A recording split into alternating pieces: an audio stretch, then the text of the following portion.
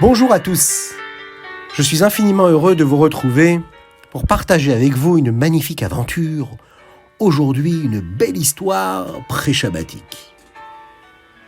Ah, une belle histoire qui concerne un très grand sage.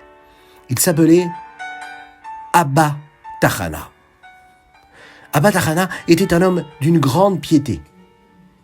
Il veillait à accomplir soigneusement toutes les mitzvot.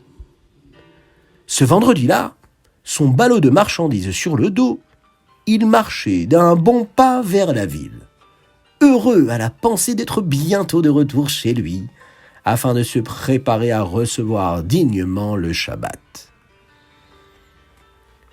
Tout à coup, il s'arrête troublé. Que signifie cette forme allongée sur le côté du chemin ? C'est un homme, et il semble inconscient. Mais que lui est-il arrivé ? C'est inquiétant. Abba Tachana dépose son sac et s'empresse d'aller porter secours à l'homme couché par terre. Il se penche sur cette forme immobile. L'homme qui est allongé à terre semble fiévreux. Il respire avec peine. « Waouh ! Il faut tout de suite l'emmener en ville pour qu'on puisse le soigner, se dit Abba Tachana. Je vais laisser mon sac ici et prendre le malade sur mon dos. » Sitôt dit, sitôt fait. Après avoir déposé son sac au pied d'un arbre, Abba Tachana soulève le malade et le charge sur son dos pour l'emmener à la ville. Dans une maison d'accueil où l'on pourra trouver un homme compétent pour le soigner. Ce n'est qu'après s'être assuré que l'inconnu se trouve dans de bonnes mains qu'Abba Tachana repart en toute hâte vers l'endroit où il a laissé son sac. « Le voilà, dit-il en l'apercevant. Baruch Hashem, personne n'y a touché. » Abba Tachana se dépêche de ramasser son sac et de prendre le chemin de retour. Mais un regard au soleil qui décline dans le ciel lui retire sa joie. Oh, le Shabbat est en train d'approcher. Shabbat ne va pas tarder à arriver, pense-t-il tristement. Je ne crois pas que j'aurai le temps d'arriver chez moi. Comment vais-je faire pour me préparer à Shabbat ?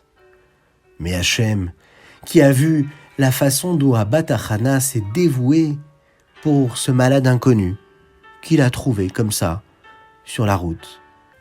Akadosh Baruch Hu, lui, a décidé de le récompenser. Un miracle se produit, et le soleil, qui était sur le point de disparaître, réapparaît entre les nuages, et brille à nouveau de tout son éclat,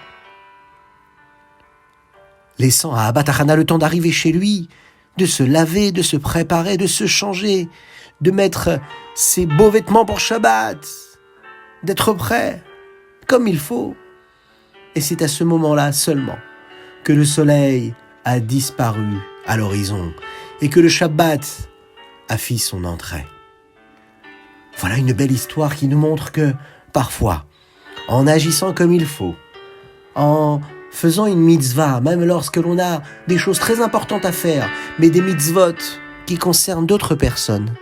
Il y a les mitzvot qui nous concernent, à nous, mais celles qui concernent notre prochain, nos amis, notre famille. Parfois, il faut mettre sa vie entre parenthèses.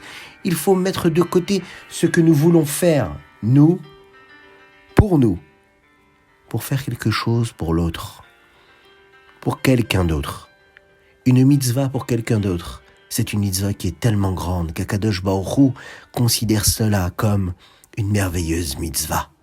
C'est la mitzvah d'Ahavat Israël. Et quand l'amour du prochain est aussi présent, même dans les moments les plus importants de notre vie, les plus urgents, quelques heures avant Shabbat, il faut savoir se dévouer pour quelqu'un d'autre. Aimer son prochain, lui apporter quelque chose de bien. Un sourire, un petit geste, une petite pièce. Une présence. Et là, Akadosh Baruch Hu regarde et voit notre comportement. Et il nous bénit, il nous donne des bénédictions, de la richesse matérielle, spirituelle. Il nous apporte tout ce dont nous avons besoin. Et là, en vous souhaitant un bon Shabbat Shalom, on demandera à Akadosh Baruch Hu de nous envoyer le Mashiach. Une période où là, tous les jours ce sera Shabbat. On vivra dans la sainteté, dans la tranquillité, dans la paix totale. Dieu vous bénisse et qu'il vous protège, et que l'on se voit très rapidement sur l'esplanade du Beth Amikdash avec Mashiach très bientôt.